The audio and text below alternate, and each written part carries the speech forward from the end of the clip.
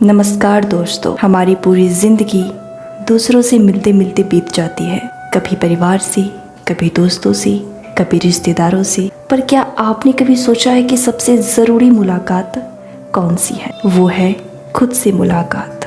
ओशो कहते हैं, मनुष्य जितना बाहर की ओर भागता है उतना ही वह अपने असली स्वरूप से दूर हो जाता है। सच्ची शांति तब आती है जब इंसान स्वयं से मिलता है। आज की इस वीडियो में हम जानेंगे कि खुद से मुलाकात का असली अर्थ क्या है, उससे हमें क्या लाभ मिलते हैं और ओशो के विचारों के आधार पर इसे अपने जीवन में कैसे उतारा जा सकता है। स्वयं का अर्थ है वह असली मैं जिसे हम रोजमर्रा की पहचान और मुखौटा के पीछे छिपा देते हैं। हम कहते हैं मैं डॉक्टर हूँ, मैं माँ हूँ, मैं छात्र हूँ, लेकिन ये सब भूमिकाएं हैं। ओशो कहते हैं, तुम भूमिका नहीं हो, तुम आत्मा हो। जब तक इसे नहीं जानोगे तब तक तुम दूसरों की अपेक्षाओं में कैद रहोगे। नकली पहचान बनाम असली पहचान। हम अक्सर लोगों को खुश करने के लिए अपने चेहरे पर मुखौटा पहन लेते हैं। बाहर हम हंसते हैं, भीतर दुखी रहते हैं। बाहर हम मजबूत दिखते हैं, भीतर टूटे होते हैं। खुद से मुलाकात का मतलब है उन मुखौटों को उतारना और अपने वास्तविक स्वरूप को देखना। मौन और ध्यान की शक्ति। ओशो हमेशा कहते हैं, मौन ही वह दर्पण है जिसमें इंसान अपनी आत्मा को देख सकता है। जब मन चुप होता है तो भीतर का स्वर साफ साफ सुनाई देता है। ध्यान इस यात्रा का सबसे बड़ा साधन है। रोज 10 मिनट से 15 मिनट शांत बैठना ही खुद से मिलने की शुरुआत है।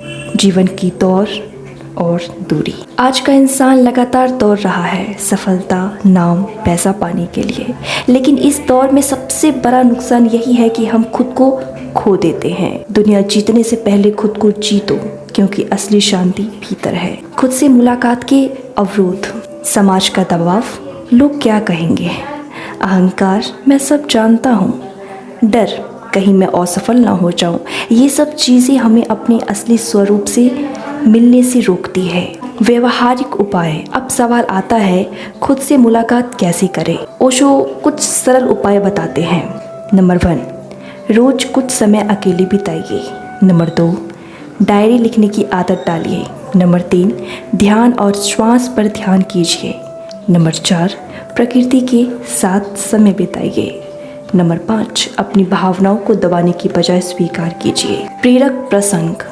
ओशो कहते थे कि एक व्यक्ति जीवन भर मंदिर मस्जिदों में भगवान ढूंढता रहा, पर सच्चा भगवान उसे तब मिला जब वह चुपचाप अपने भीतर बैठा।